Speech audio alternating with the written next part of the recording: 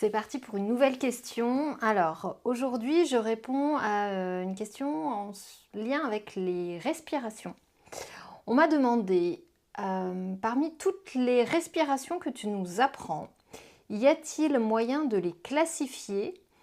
Celles qui sont là pour réveiller l'énergie, celles qui sont pour déstresser, celles qui sont pour réguler peut-être le rythme cardiaque, etc., etc.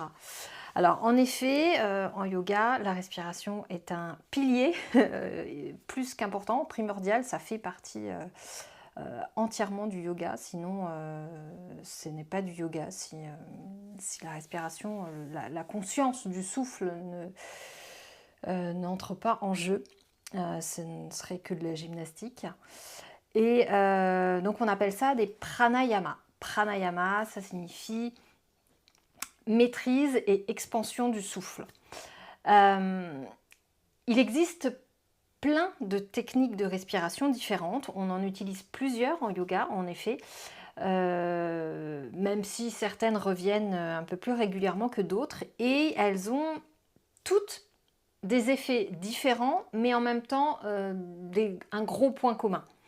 Donc je vais peut-être commencer par ce point commun. En fait, ça va être tout simplement de faire circuler l'énergie au travers du corps, au travers des nadis. En Ayurveda, on parle de nadis ou des méridiens, plus en médecine chinoise. La respiration, c'est le véhicule du prana, c'est le véhicule de l'énergie. Donc toutes les respirations, quelles qu'elles soient, dans tous les cas, viendront favoriser, stimuler, aider la circulation de l'énergie dans le corps. Mais pas toujours de la même façon. Et bien souvent, un seul pranayama, une seule technique, peut elle aussi avoir plusieurs effets.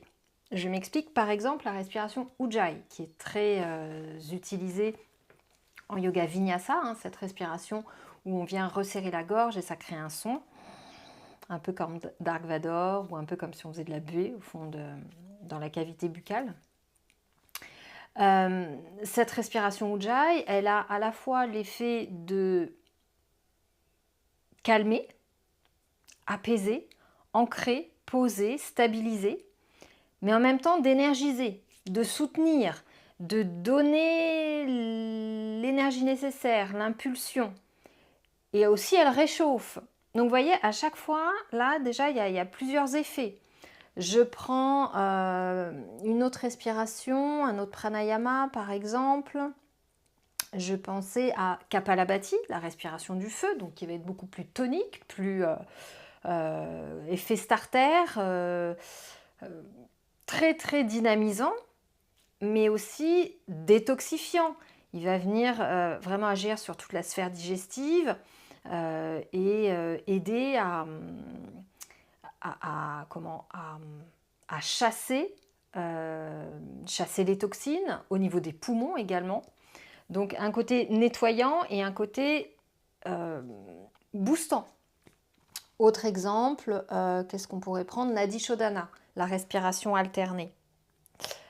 Kapalabhati, c'était avec l'engagement du centre.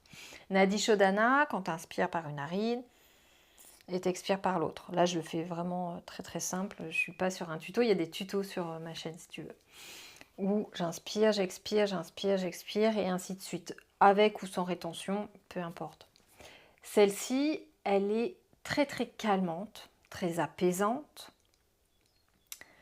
mais elle favorise aussi toute la circulation dans tous les méridiens. Elle va être harmonisante, elle va harmoniser l'énergie et elle va purifier les nadis. Donc elle nettoie aussi. Donc vous voyez, en fait, il y a toujours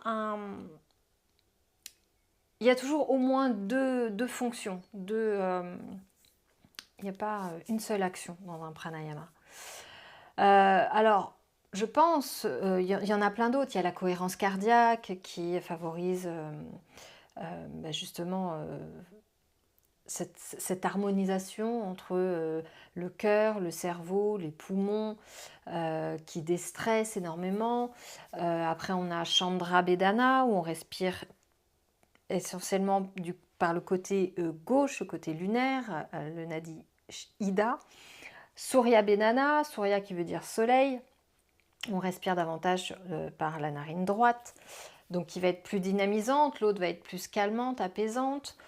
On a la respiration carrée qui va être apaisante et ancrante. Un carré, c'est ancré, qui ancre beaucoup. On a, qu'est-ce qu'on a? Une respiration abdominale qui va favoriser le massage des viscères, qui va favoriser la détente du diaphragme, qui va relaxer. Bastrika, le soufflet, donc c'est celle où l'inspire est active, l'expire est active, tout est actif, donc là ça va tout agiter. J'en oublie sûrement.